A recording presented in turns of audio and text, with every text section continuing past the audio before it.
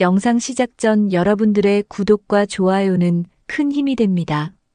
현수는 아침 일찍부터 바쁘게 움직였습니다. 오늘은 아들 준호의 돌잔치가 있는 날이었죠. 결혼 3년 차인 현수와 서진 부부에게는 이 아이가 전부였습니다. 한강이 내려다 보이는 연회장을 예약하고 친척들과 지인들을 초대했어요. 현수는 정장을 차려입고 거울을 보며 넥타이를 매고 있었습니다. 서진은 아침부터 화장을 하며 들떠 있었어요. 평소보다 더 신경 써서 메이크업을 하고 있었죠. 아이는 한복을 입고 예쁘게 단장되어 있었습니다. 현수는 아내와 아이를 바라보며 행복감을 느꼈어요. 이런 날이 오기까지 정말 힘들었거든요.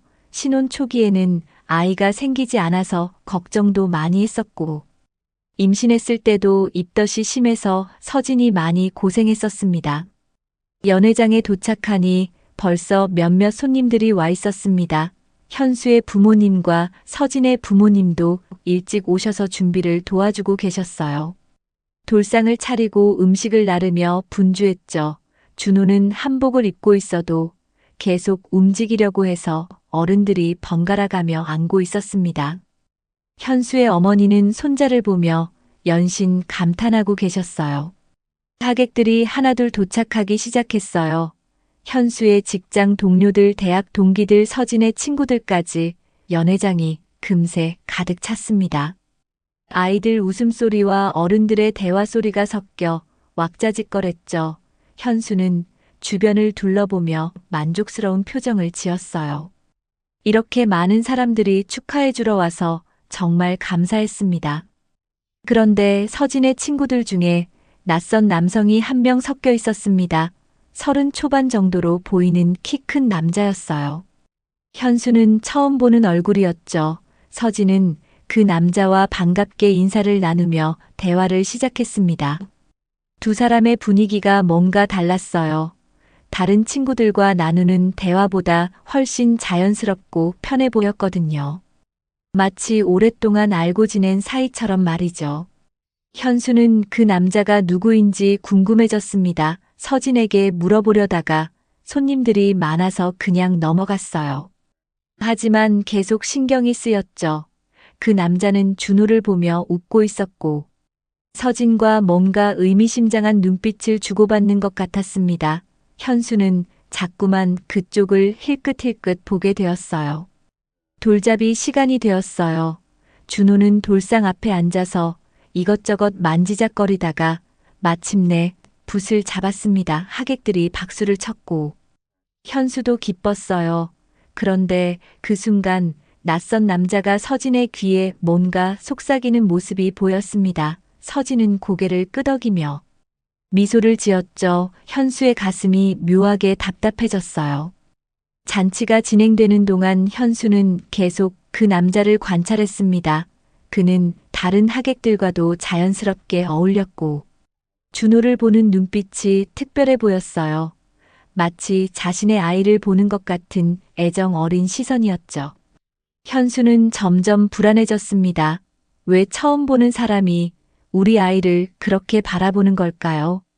잔치가 끝나고 집으로 돌아가는 길에 현수는 서진에게 물어봤습니다. 오늘 온 남자친구가 누구냐고요. 서진은 잠깐 당황하는 표정을 보이더니 대학 동기라고 대답했어요. 그런데 목소리가 평소와 달랐습니다. 뭔가 숨기는 듯한 느낌이었죠. 현수는 더 묻지 않았지만 마음 한구석이 찜찜했어요. 그날 밤 준호를 재우고 침대에 누워서도 그 남자 생각이 계속 났습니다. 서진과 나누던 자연스러운 대화, 의미심장한 눈빛 그리고 서진의 어색한 대답까지요. 현수는 괜한 의심일 거라고 생각하며 잠들려고 했지만 쉽게 잠이 오지 않았습니다. 마음 깊숙한 곳에서 무언가 경고음이 울리는 것 같았어요. 돌잔치가 끝난 지 일주일이 지났습니다. 현수는 일상으로 돌아갔지만 그날의 낯선 남자가 계속 머릿속에 맴돌았어요. 서진은 평소와 다름없이 아이를 돌보고 집안일을 했습니다. 하지만 현수의 눈에는 뭔가 달라 보였죠. 특히 핸드폰을 대하는 태도가 예전과 달랐어요. 서진은 예전에는 핸드폰을 아무렇게나 놔뒀었는데 요즘에는 항상 손에 들고 있거나 뒤집어서 놓았습니다. 그리고 문자나 전화가 오면 급히 방을 나가거나 욕실로 들어가서 통화하는 일이 잦아졌어요. 현수가 물어보면 그냥 친구라고 대답했지만 목소리에 긴장감이 느껴졌습니다. 어느 목요일 저녁이었습니다. 현수는 회사에서 일찍 퇴근해서 집에 들어섰어요. 평소보다 2시간 정도 빨리 온 거였죠. 현관문을 열고 들어서는데 서진의 목소리가 들렸습니다. 거실이 아니라 안방에서 나오는 소리였어요. 현수는 조용히 신발을 벗고 복도로 발걸음을 옮겼습니다. 서진은 안방에서 누군가와 통화를 하고 있었어요. 문이 살짝 열려 있어서 목소리가 새어 나왔습니다. 현수는 숨을 죽이고 귀를 기울였죠. 서진의 목소리는 평소와 달리 부드럽고 애정이 담겨 있었어요. 마치 연인과 통화하는 것 같은 톤이었습니다. 현수의 심장이 빠르게 뛰기 시작했어요. 애기 아빠는 그 사람이잖아. 모르겠어. 나도 서진의 목소리가 떨리고 있었습니다. 현수는 그 순간 온몸이 얼어붙는 느낌을 받았어요. 애기 아빠라니, 그 사람이라니. 도대체 무슨 뜻인지 머릿속이 하얘졌습니다. 현수는 벽에 기대서 더 들어보려고 했지만 서진이 통화를 끊는 소리가 들렸어요. 현수는 급히 거실로 가서 소파에 앉았습니다. 마치 방금 들어온 것처럼 자연스럽게 행동하려고 했죠. 서진이 안방에서 나와서 현수를 보고는 깜짝 놀라는 표정을 지었어요. 언제 들어왔냐고 물었고 현수는 방금 들어왔다고 대답했습니다. 서진은 안도하는 듯한 표정을 보였어요. 그날 밤 현수는 잠을 이룰 수 없었습니다. 서진의 말이 계속 머릿속에서 맴돌았어요. 애기 아빠는 그 사람이잖아. 그 말의 의미가 무엇인지 생각할수록 끔찍한 가능성들이 떠올랐습니다. 혹시 준호가 정말 자신의 아이가 아닌 건 아닐까요? 그렇다면 그 사람은 누구일까요? 며칠 후 또 다른 사건이 일어났습니다. 토요일 오후였는데 서진이 준호를 목욕시키고 있었어요. 현수는 거실에서 텔레비전을 보고 있었는데 서진의 핸드폰이 울렸습니다. 욕실에서 물소리가 들리고 있어서 서진은 전화를 받을 수 없는 상황이었죠. 현수는 그냥 두려고 했는데 계속 울려서 신경이 쓰였어요. 전화가 끊어지고 곧바로 문자 소리가 들렸습니다. 현수는 호기심을 참을 수 없어서 핸드폰을 들여다봤어요. 화면에 메시지 알림이 떠 있었는데 발신자 이름은 민호였습니다. 그리고 메시지 내용의 일부가 보였어요. 우리 아기 너무 보고 싶어. 현수는 그 순간 피가 거꾸로 솟는 느낌을 받았습니다. 우리 아기라고 했습니다. 민호라는 사람이 준호를 우리 아기라고 부른 거예요.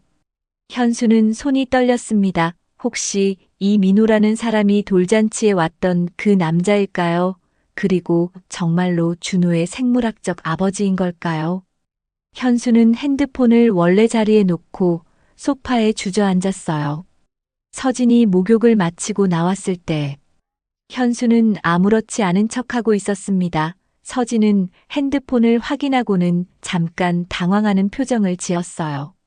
그리고 급히 화장실로 들어가서 전화를 걸었습니다. 현수는 화장실 문 앞에서 귀를 기울였지만 물소리 때문에 잘 들리지 않았어요. 그날 밤 현수는 서진의 잠든 모습을 바라보며 복잡한 심정이었습니다.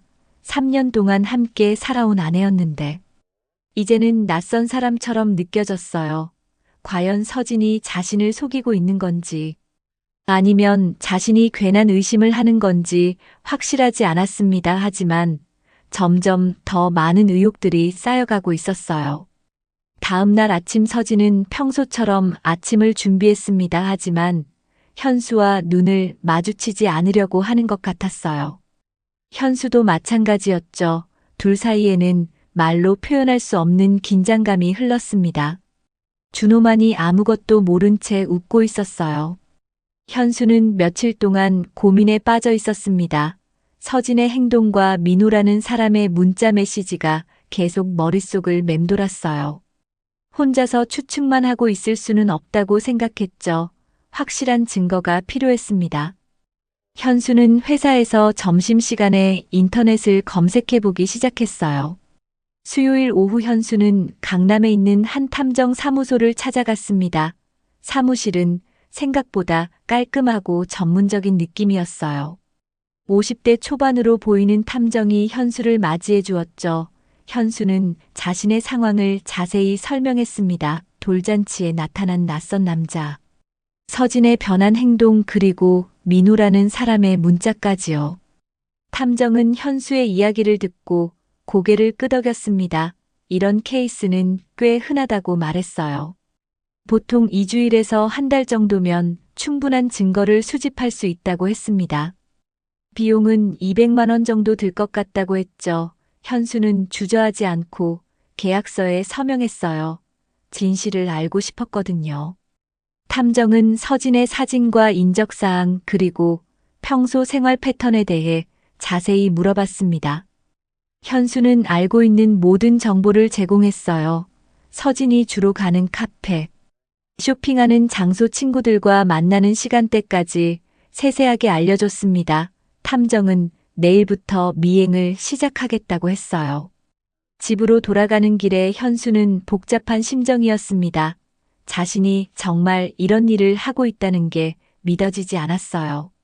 3년 전만 해도 서진과 사랑에 빠져서 결혼을 했는데 이제는 아내를 미행시키고 있다니요. 하지만 의심을 떨쳐낼 수가 없었습니다. 진실을 알아야만 했어요. 일주일이 지났습니다. 탐정에게서 연락이 왔어요. 만나서 중간 보고를 하고 싶다고 했습니다. 현수는 퇴근 후 탐정 사무소로 향했어요. 가슴이 두근거렸습니다. 과연 어떤 결과가 나왔을까요? 탐정은 현수를 보자마자 심각한 표정을 지었어요.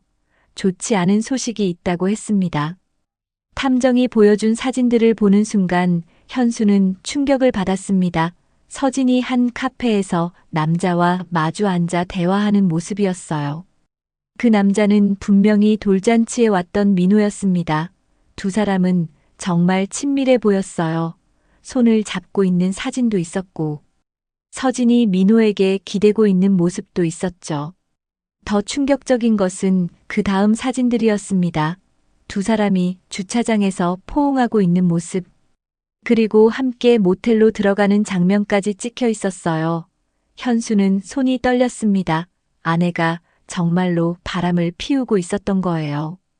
그것도 자신이 회사에 있는 동안 당당하게요. 탐정은 더 자세한 정보도 알아냈다고 했습니다. 민호는 서진의 대학교 선배였고 졸업 후에도 연락을 주고받아온 사이였어요. 현재는 중소기업에서 일하고 있고 미혼이라고 했습니다. 그리고 서진과는 결혼 전에도 잠시 사귄 적이 있다고 했어요. 현수는 아무것도 몰랐던 자신이 바보 같았습니다. 가장 충격적인 것은 블랙박스 영상이었습니다. 탐정은 모텔 주차장에 설치된 CCTV 영상을 구해왔다고 했어요. 서진과 민호가 차에서 내려서 모텔로 들어가는 모습이 선명하게 찍혀 있었습니다. 그리고 3시간 후에 나오는 모습까지요. 현수는 영상을 보면서 속이 메스꺼웠어요. 탐정은 이제 충분한 증거가 모였다고 말했습니다. 불륜의 증거로 사용하기에는 부족함이 없다고 했어요. 현수는 고개를 끄덕였지만 정신이 없었습니다. 이제 어떻게 해야 할지 막막했어요. 집에 가서 서진과 마주해야 한다는 생각만으로도 괴로웠습니다. 현수는 탐정에게 며칠 더 관찰해달라고 부탁했습니다. 혹시 더 결정적인 증거가 나올지도 모른다고 했어요. 사실은 현실을 받아들이기가 어려워서 시간을 벌고 싶었던 거죠. 탐정은 알겠다고 하며 계속 조사하겠다고 약속했습니다. 집으로 돌아가는 길에 현수는 걸음이 무거웠습니다. 서진이 집에서 기다리고 있을 텐데 어떤 얼굴로 마주해야 할지 모르겠었어요. 준호도 있을 텐데 과연 그 아이가 정말 자신의 아들일까요? 의심은 점점 더 커져만 갔습니다. 현수는 한숨을 쉬며 아파트 계단을 올라갔어요. 탐정의 보고서를 받은 후 현수는 며칠 동안 잠을 제대로 이루지 못했습니다. 서진의 불륜이 확실해졌지만 여전히 마음 한구석에는 의문이 남아 있었어요. 가장 큰 궁금증은 준호에 관한 것이었습니다. 과연 준호가 정말 자신의 친아들일까요? 민호가 보낸 문자에서 우리 아기라고 한 것이 계속 머릿속을 맴돌았어요. 금요일 밤이었습니다. 서진은 친구들과 만난다며 외출했고 준호는 할머니 집에 맡겨두었어요. 현수는 혼자 집에 있으면서 검사 시료를 준비하기로 했습니다. 준호의 방에 들어가서 베개와 이불을 뒤져봤어요. 머리카락 몇 가닥을 찾을 수 있었습니다. 현수는 조심스럽게 머리카락을 작은 봉투에 담았어요. 다음 날 아침 현수는 일찍 일어나서 준호를 목욕시켰습니다. 목욕 후에 머리를 말려주면서 자연스럽게 빗질을 해줬어요. 빗에 걸린 머리카락들을 몰래 모았습니다. 준호는 아무것도 모른 채 웃고 있었죠. 현수는 아이를 보며 복잡한 심정이었어요. 만약 정말 자신의 아이가 아니라면 어떻게 될까요? 월요일 점심시간에 현수는 유전자 검사 업체를 찾아갔습니다. 강남에 있는 전문 기관이었어요. 접수 직원은 친절하게 안내해줬습니다. 현수는 자신의 혈액 샘플과 준호의 머리카락을 제출했어요. 결과는 2주일 후에 나온다고 했습니다. 현수는 긴장된 마음으로 집으로 돌아갔어요. 그 2주일은 현수에게 정말 길게 느껴졌습니다. 서진과 대화할 때마다 어색했고 준호를 볼 때마다 복잡한 마음이었어요. 혹시 정말 자신의 아이가 아니라면 지금까지의 모든 것이 거짓이었다는 뜻이니까요. 현수는 최악의 경우를 대비해서 마음의 준비를 하고 있었습니다. 그러던 중에 서진의 행동에서 또 다른 이상한 점들을 발견했어요. 평소보다 화장을 더 진하게 하고 옷차림도 신경 쓰는 것 같았습니다. 그리고 핸드폰을 더욱 조심스럽게 다뤘어요. 현수가 다가가면 재빨리 화면을 가리거나 뒤집어 놓았죠. 이런 모습들이 현수의 의심을 더욱 확신으로 바꿔놓았어요. 검사 결과가 나오기 하루 전날 밤 현수는 잠을 이룰 수 없었습니다. 내일이면 모든 것이 밝혀질 텐데. 과연 어떤 결과가 나올까요? 만약 친자가 맞다면 서진의 불륜은 단순한 바람일 뿐이지만 친자가 아니라면 모든 것이 달라지겠죠. 현수는 천장을 바라보며 새벽까지 뒤척였어요. 다음 날 오후 현수는 검사기관에서 전화를 받았습니다. 결과가 나왔으니 방문해서 확인해 달라고 했어요. 현수는 가슴이 두근거렸습니다. 회사에 조퇴를 내고 급히 검사기관으로 향했어요.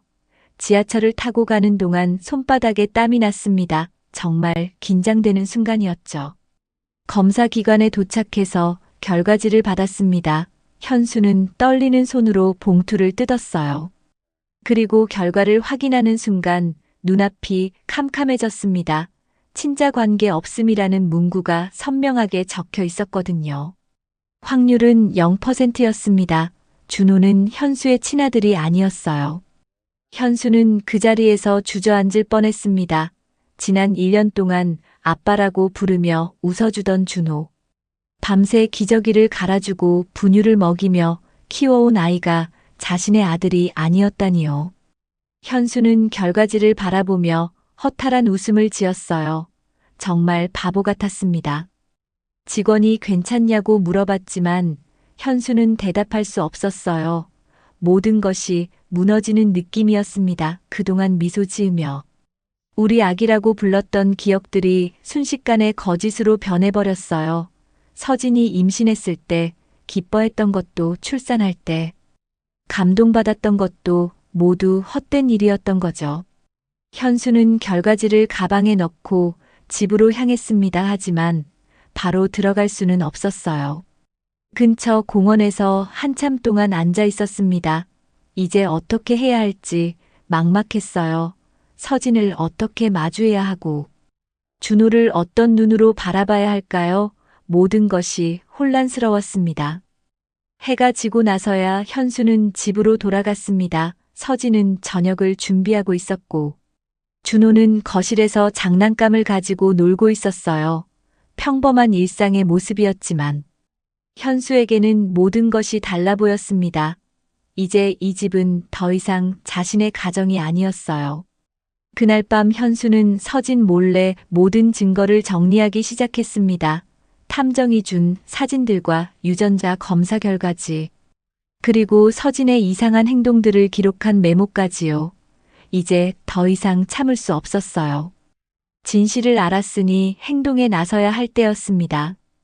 유전자 검사 결과를 받은 후 현수는 이틀 동안 집에서 평소처럼 생활했습니다. 하지만 내심으로는 다음 행동을 계획하고 있었어요. 더 이상 혼자서 이 문제를 끌고 갈 수는 없었습니다. 법적인 조치가 필요했죠. 현수는 인터넷에서 이혼 전문 변호사를 찾아보기 시작했어요. 강남 지역에 유명한 로펌들이 많이 있었습니다. 그 중에서도 가정법원 근처에 있는 대형 로펌 하나가 눈에 띄었어요. 이혼 사건을 전문으로 하고 경력이 15년 이상인 변호사가 있다고 했습니다. 현수는 상담 예약을 잡았어요. 가능한 한 빨리 만나고 싶다고 했죠. 수요일 오후 현수는 회사에 병가를 내고 강남으로 향했습니다. 로펌은 30층짜리 빌딩의 25층에 있었어요. 엘리베이터를 타고 올라가면서 현수는 긴장했습니다. 정말로 이혼을 진행하게 될 줄은 몰랐거든요. 결혼할 때만 해도 평생 함께할 거라고 생각했는데 말이죠. 로펌 사무실은 생각보다 넓고 깔끔했습니다. 접수 직원이 친절하게 안내해줬고, 잠시 기다린 후 변호사를 만날 수 있었어요. 50대 초반의 여성 변호사였는데 경험이 많아 보였습니다. 현수는 자신의 상황을 차근차근 설명하기 시작했어요. 변호사는 현수의 이야기를 들으며 중간중간 질문을 했습니다. 불륜의 증거는 어느 정도 확보했는지, 유전자 검사는 공인된 기관에서 받은 것인지, 경제적 능력은 어떤지 등등. 현수는 미리 준비해온 서류들을 모두 보여줬어요. 탐정이 찍은 사진들과 유전자 검사 결과지까지 말이죠. 변호사는 서류들을 꼼꼼히 살펴본 후 고개를 끄덕였습니다. 충분히 승소 가능한 사건이라고 말했어요. 명백한 친자 불일치와 불륜 증거가 있는 만큼 위자료 청구는 물론이고 상간자 소송도 가능하다고 했습니다. 현수는 상간자 소송이 무엇인지 잘 몰라서 자세히 물어봤어요. 상간자 소송이란 배우자와 불륜을 저지른 제3자에게 손해배상을 청구하는 것이라고 설명해줬습니다. 즉, 서진뿐만 아니라 민호에게도 위자료를 받을 수 있다는 뜻이었어요. 보통 각각 2천만 원에서 5천만 원 정도 받을 수 있다고 했습니다. 현수는 놀랐어요. 그렇게 많은 돈을 받을 수 있다니 말이죠. 가장 중요한 것은 아이 문제였습니다. 변호사는 유전자 검사 결과 친자 관계가 부정된 이상 현수에게는 법적으로 양육 의무가 없다고 설명했어요. 따라서 양육비를 지급할 필요도 없고 친권을 주장할 수도 없다고 했습니다. 오히려 지금까지 양육에 들어간 비용을 청구할 수도 있다고 했죠. 현수는 복잡한 심정이었습니다.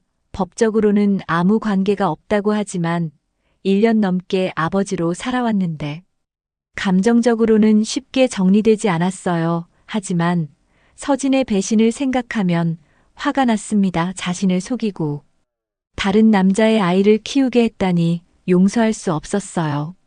변호사는 소송 진행 과정에 대해서도 자세히 설명해 줬습니다. 먼저 이혼 조정을 신청하고 서진이 응하지 않으면 이혼 소송으로 진행된다고 했어요.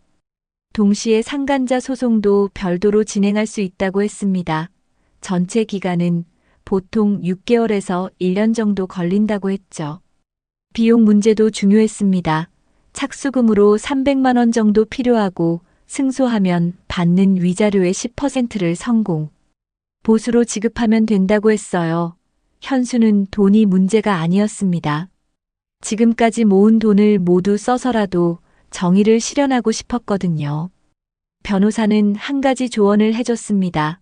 소송을 진행하기 전에 서진과 민호에게 합의를 시도해 볼 수 있다고 했어요. 재판을 거치지 않고 원하는 금액을 받을 수 있다면 시간과 비용을 절약할 수 있다는 것이었죠. 하지만 현수는 거절했습니다. 끝까지 법적으로 책임을 묻고 싶었어요. 상담이 끝나고 현수는 바로 위임 계약을 체결했습니다. 더 이상 망설일 이유가 없었어요. 변호사는 내일부터 준비 작업에 들어가겠다고 약속했습니다. 먼저 가정법원에 이혼 조정을 신청하고 민호에 대한 신상조사도 시작하겠다고 했어요. 로펌을 나와서 현수는 가슴이 뻥 뚫린 기분이었습니다. 그동안 혼자 끙끙 앓고 있었는데 이제 전문가의 도움을 받을 수 있게 되었거든요. 물론 앞으로 힘든 과정이 기다리고 있겠지만 더 이상 두렵지 않았어요. 진실은 밝혀질 것이고 정의는 실현될 것이었습니다. 현수는 핸드폰을 꺼내서 장인어른께 전화를 걸었습니다. 내일 저녁에 시간이 되시는지 물어봤어요. 중요한 이야기가 있다고 했습니다. 장인어른은 무슨 일이냐고 물으셨지만 현수는 직접 만나서 말씀드리겠다고 했어요. 이런 이야기는 전화로 할 수 있는 것이 아니었거든요. 목요일 저녁 현수는 준호를 유모차에 태우고 서진의 친정집으로 향했습니다. 서진에게는 아이를 잠시 맡기고 친구들과 저녁을 먹겠다고 말했어요. 서진은 별다른 의심 없이 좋다고 했습니다. 요즘 현수가 아이를 자주 돌봐줘서 고마워하고 있었거든요. 물론 서진은 현수의 진짜 의도를 전혀 모르고 있었죠. 장인어른과 장모님이 사시는 집은 서울 강서구에 있는 30년 된 아파트였습니다. 현수가 결혼하기 전부터 자주 놀러 갔던 곳이었어요. 그때는 예비 사위로 환대받았는데 오늘은 어떤 기분으로 이 집을 찾게 될 줄 몰랐습니다. 엘리베이터를 타고 12층으로 올라가면서 현수는 마음을 다잡았어요. 초인종을 누르니 장모님이 반갑게 문을 열어주셨습니다. 준호를 보시더니 환한 미소를 지으시며 안아주셨어요. 장인어른도 거실에서 일어나셨고 현수를 맞이해 주셨습니다. 평소와 다름없는 모습이었죠. 현수는 복잡한 심정으로 인사를 드렸어요. 곧 이분들의 표정이 어떻게 변할지 생각하니 마음이 무거웠습니다. 장모님은 준비해 두신 이유식을 데워서 준호에게 먹여주기 시작하셨어요. 준호는 할머니가 먹여주는 밥을 잘 받아 먹었습니다. 평화로운 저녁 시간이었지만 현수에게는 폭풍 전의 고요함처럼 느껴졌어요. 장인어른은 현수에게 회사 일은 어떠냐고 물으셨고 현수는 대충 괜찮다고 대답했습니다. 준호가 밥을 다 먹고 거실에서 장난감을 가지고 놀기 시작했을 때 현수는 말을 꺼냈습니다. 중요한 이야기가 있다고 했어요. 장인어른과 장모님의 표정이 약간 굳어졌습니다. 혹시 무슨 안 좋은 일이 생겼나 싶으셨던 거죠. 현수는 가방에서 서류들을 꺼내며 천천히 이야기를 시작했어요. 먼저 서진의 이상한 행동들에 대해 말씀드렸습니다. 핸드폰을 숨기고 몰래 통화하는 것. 그리고 자주 외출하는 것들 말이죠. 장인어른과 장모님은 처음에는 별것 아니라는 표정이셨어요. 젊은 부부들이 의례 겪는 일이라고 생각하셨던 것 같습니다. 하지만 현수가 탐정의 사진들을 보여드리자 분위기가 완전히 바뀌었어요. 서진이 민호와 함께 있는 사진들을 보신 장모님은 얼굴이 하얘지셨습니다. 특히 두 사람이 모텔로 들어가는 사진을 보시고는 손으로 입을 막으셨어요. 장인어른은 아무 말씀도 하지 않으시고 사진들을 계속 들여다보고 계셨습니다. 현수는 더 충격적인 이야기가 남아있다고 말씀드렸어요. 유전자 검사 결과지를 보여드리는 순간이 가장 힘들었습니다. 장모님은 결과를 보시더니 그 자리에서 주저앉으셨어요. 준호가 현수의 친아들이 아니라는 사실을 받아들이기 어려우셨던 거죠. 장인어른은 결과지를 여러 번 읽어보시더니 멍하니 앉아 계셨습니다. 현수는 이 모든 것이 사실이라고 조용히 말씀드렸어요. 장모님은 눈물을 흘리기 시작하셨습니다. 그리고 갑자기 현수 앞에 무릎을 꿇고 앉으셨어요. 현수는 깜짝 놀라서 일으키려고 했지만 장모님은 고개를 숙이고 계셨습니다. 미안하다고 연신 사과하셨어요. 딸을 잘못 키웠다고 어떻게 이런 일이 일어날 수 있냐고 자책하셨습니다. 현수는 마음이 아팠어요. 장인어른은 한참 동안 말씀을 하지 않으셨습니다. 그러다가 현수를 보시며 어떻게 할 생각이냐고 물으셨어요. 현수는 이미 변호사와 상담을 받았고 이혼 소송을 진행할 예정이라고 말씀드렸습니다. 그리고 민호에게도 법적 책임을 묻겠다고 했어요. 장인어른은 고개를 끄덕이시며 당연하다고 하셨습니다. 장모님은 계속 울고 계셨어요. 준호를 바라보시며 이 아이는 어떻게 되는 거냐고 물으셨습니다. 현수는 법적으로는 자신과 아무 관계가 없는 아이라고 설명했어요. 따라서 양육 의무도 없고 앞으로는 서진이 혼자 키워야 한다고 했습니다. 장모님은 더욱 큰 소리로 울음을 터뜨리셨어요. 현수는 이미 마음 정리를 끝냈다고 말씀드렸습니다. 더 이상 이 집안과는 인연을 끊고 싶다고 했어요. 이혼 소송이 진행 중이고 자신의 부모님께도 곧 말씀드릴 예정이라고 했습니다. 차갑고 단호한 목소리였죠. 장인어른과 장모님은 아무 말씀도 하지 못하셨어요. 현수는 준호를 바라봤습니다. 지난 1년 동안 아빠라고 부르며 따라다녔던 아이였는데 이제는 남남이 되는 거였어요. 복잡한 감정이 들었지만 어쩔 수 없었습니다. 서진이 저지른 일의 결과였으니까요.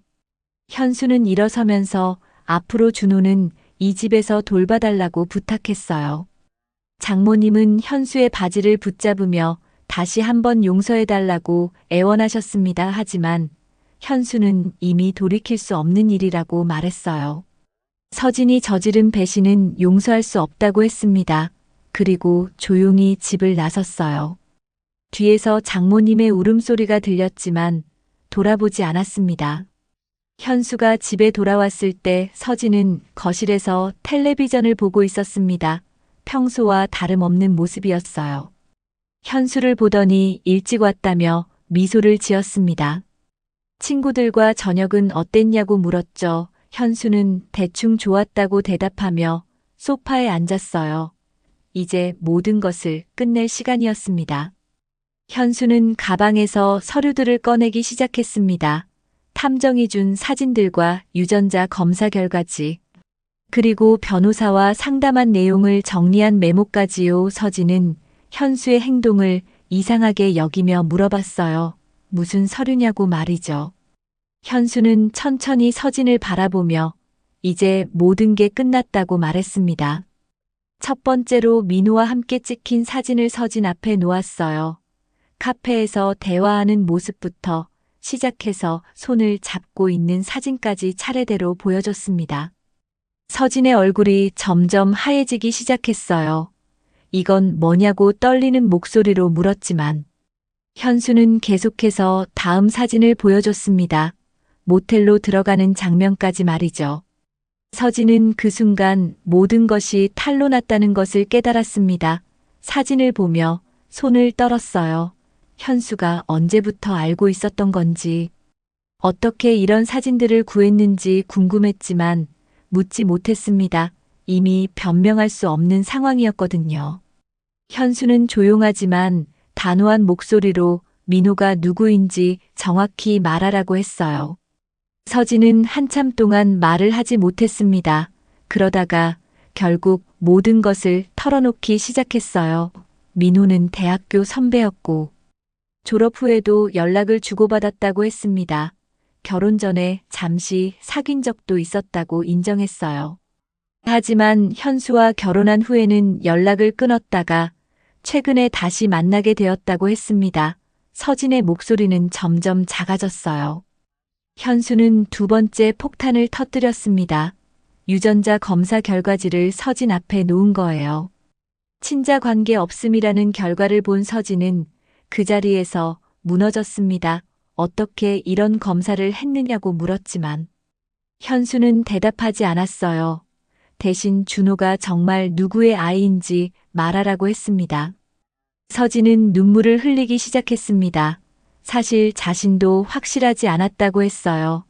임신 시기를 계산해보면 현수의 아이일 수도 있고 민호의 아이일 수도 있었다고 말했습니다. 하지만 현수와 결혼한 상태였기 때문에 당연히 현수의 아이라고 생각하려고 했다고 했어요. 서진은 정말 몰랐다고 계속 변명했습니다. 현수는 차갑게 웃었습니다. 몰랐다고 하면서 왜 민호에게 우리 아기라는 문자를 보냈느냐고 따졌어요.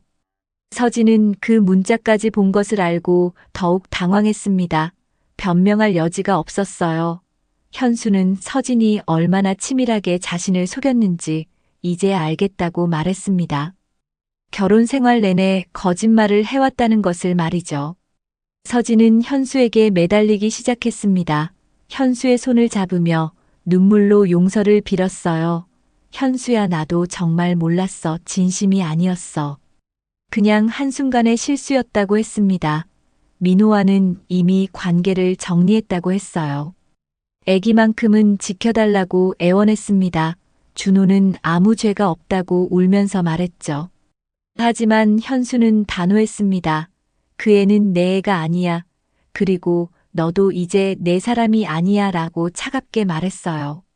서진은 더욱 큰 소리로 울기 시작했습니다. 어떻게 1년 넘게 키운 아이를 그렇게 말할 수 있냐고 했지만 현수는 흔들리지 않았어요. 법적으로도 자신과는 아무 관계없는 아이라고 했습니다. 서진은 무릎을 꿇고 현수에게 빌었습니다. 다시 한번 기회를 달라고 했어요. 민호와는 완전히 끊고 현수만 바라보며 살겠다고 약속했습니다. 하지만 현수는 이미 변호사를 선임했고 이혼 소송을 준비하고 있다고 말했어요. 그리고 민호에게도 상간자 소송을 걸 예정이라고 했습니다. 서진은 절망했습니다. 그렇게 되면 자신은 어떻게 살아야 하느냐고 물었어요. 현수는 그건 서진이 알아서 해결할 문제라고 했습니다. 자신은 더 이상 서진의 인생에 책임지지 않겠다고 했어요. 서진은 그럼 준호는 어떻게 하느냐고 울면서 물었지만 현수는 친정에서 키우라고 대답했습니다. 마침 그때 준호가 잠에서 깨어 울기 시작했습니다. 평소라면 현수가 달려가서 달래줬을 텐데 이번에는 움직이지 않았어요. 서진이 아이를 안으러 갔지만 준호는 계속 울었습니다. 마치 집안의 무거운 분위기를 느끼는 것 같았어요. 서진은 아이를 안고 더욱 크게 울었습니다. 현수는 일어서면서 내일부터 짐을 정리하겠다고 말했습니다. 그리고 서진에게는 변호사를 선임하라고 조언했어요. 앞으로 법정에서 만나게 될 거라고 했습니다. 서진은 바닥에 주저앉아서 계속 울고 있었지만 현수는 더 이상 동정하지 않았어요. 모든 것은 서진이 선택한 결과였으니까요. 다음 날 아침 현수는 일찍 일어나서 짐을 정리하기 시작했습니다. 서진은 밤새 울다가 지쳐서 아직 잠들어 있었어요. 준호도 어젯밤 늦게까지 울다가 이제야 조용히 잠들어 있었습니다. 현수는 조용히 움직이며 자신의 옷가지와 개인 물품들을 박스에 담기 시작했어요. 3년 동안 모아온 추억들을 정리하는 일이었죠. 옷장에서 정장들을 꺼내고 서랍에서 시계와 반지 같은 소품들을 챙겼습니다. 결혼 반지는 잠시 바라본 후 그대로 서랍에 두었어요. 더 이상 의미가 없는 물건이었거든요. 현수는 감정을 억누르며 차분하게 짐을 정리했습니다. 이미 마음의 정리는 끝났기 때문에 미련은 없었어요. 거실에 있던 현수의 책들과 음반들도 박스에 담았습니다. 서진과 함께 구입했던 가전제품들은 그대로 두었어요. 나중에 재산 분할 때 정리하면 되는 일이었죠. 현수는 자신이 개인적으로 사용하던 물건들만 가져가기로 했습니다. 복잡하게 얽힐 필요가 없었거든요. 짐을 정리하다 보니 준호와 관련된 물건들이 곳곳에 있었습니다. 아이 옷을 사주려고 함께 갔던 쇼핑몰. 영수증 돌잔치 때 찍은 가족 사진 그리고 현수가 직접 조립해준 아이 침대까지요. 이런 것들을 보면서도 현수는 흔들리지 않았어요. 모든 것이 거짓 위에 세워진 추억들이었으니까요. 오전 10시쯤 서진이 일어났습니다. 현수가 짐을 정리하는 모습을 보고는 다시 울기 시작했어요. 정말로 떠나는 거냐고 물었지만 현수는 대답하지 않았습니다. 대신 박스를 현관 쪽으로 옮기며 준비를 계속했어요. 서진은 현수의 옷을 붙잡으며 매달렸지만 현수는 조용히 떼어냈습니다. 변호사에게서 전화가 왔습니다. 이혼 조정 신청서가 접수되었고 서진에게 통지서가 발송될 예정이라고 했어요. 그리고 민호의 신상 정보도 파악해서 상간자 소송 준비를 마쳤다고 했습니다. 현수는 고맙다고 인사하며 오늘 오후에 사무실로 방문하겠다고 약속했어요. 서진은 계속해서 현수를 붙잡으려고 했습니다. 이런 식으로 끝낼 수는 없다고 했어요. 적어도 아이를 위해서라도 다시 생각해달라고 애원했습니다. 하지만 현수는 단호했어요. 아이를 위한다면 더욱 빨리 정리하는 것이 좋다고 말했습니다. 거짓된 가정보다는 진실된 환경이 아이에게 더 좋을 거라고 했죠. 점심시간이 되어서 현수는 밖에 나가서 식사를 했습니다. 집에 있으면 서진이 계속 매달릴 것 같았거든요. 근처 식당에서 혼자 밥을 먹으며 현수는 앞으로의 계획을 세웠어요. 우선 이혼 소송이 마무리될 때까지는 친구 집에서 지내고 그 후에는 새로운 삶을 시작하려고 했습니다. 오후 2시에 이사업체가 도착했습니다. 박스 5개와 큰 가방 2개가 전부였어요. 현수의 3년간 결혼 생활의 흔적이 그것뿐이었다니 씁쓸했습니다. 이사업체 직원들이 짐을 옮기는 동안 서진은 방에서 나오지 않았어요. 아마 울고 있을 거라고 생각했지만 현수는 신경 쓰지 않았습니다. 짐을 다 내보낸 후 현수는 집 안을 한번 둘러봤습니다. 신혼 때 함께 고른 가구들과 벽에 걸린 결혼사진까지 모든 것이 그대로 있었어요. 하지만 이제 이 집은 현수에게 아무 의미가 없었습니다. 그냥 지나간 과거의 한 장면일 뿐이었죠. 현수는 집 열쇠를 테이블 위에 올려두고 나왔어요. 변호사 사무실에 도착해서 최종적으로 서류들을 검토했습니다. 이혼 조정 신청서와 상간자 소송장까지 모든 준비가 완료되었어요. 변호사는 서진이 조정에 응하지 않을 경우 바로 소송으로 진행할 것이라고 설명했습니다. 그리고 민호에게는 내일 상간자 소송장이 송달될 예정이라고 했어요. 모든 절차가 끝나고 현수는 변호사 사무실을 나왔습니다. 늦은 오후에 햇살이 따뜻했어요. 길거리에는 퇴근하는 사람들과 쇼핑을 즐기는 연인들이 오가고 있었습니다. 평범한 일상의 모습이었지만 현수에게는 모든 것이 새롭게 보였어요. 이제 정말로 새로운 인생이 시작되는 것 같았거든요. 현수는 빌딩 앞 벤치에 앉아서 하늘을 올려다봤습니다. 구름 한 점 없는 맑은 하늘이었어요. 몇 달 동안 답답했던 마음이 이제야 조금 가벼워지는 느낌이었습니다. 물론 앞으로도 힘든 과정이 기다리고 있겠지만 더 이상 두렵지 않았어요. 진실을 알았고 정의로운 선택을 했으니까요. 가장 사랑했던 사람한테 가장 깊이 배신당했네. 현수는 혼잣말로 중얼거렸습니다. 그래도 난 참고 기다렸어. 진실이 드러날 때까지 말이야. 현수의 목소리에는 분노보다는 안도감이 담겨 있었어요. 이제 모든 것이 끝났고 새로운 시작을 할 수 있게 되었거든요.